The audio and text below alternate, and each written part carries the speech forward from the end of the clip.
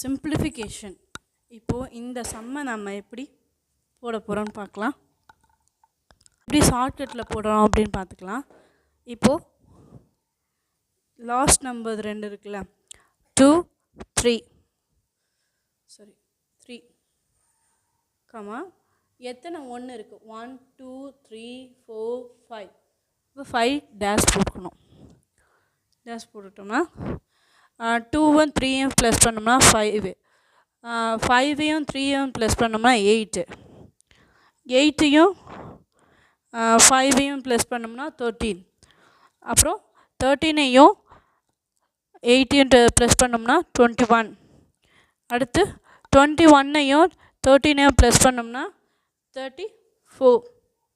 இது ஆன்சர் எப்படி கொண்டு வரணும் அப்படின்னா 34/21.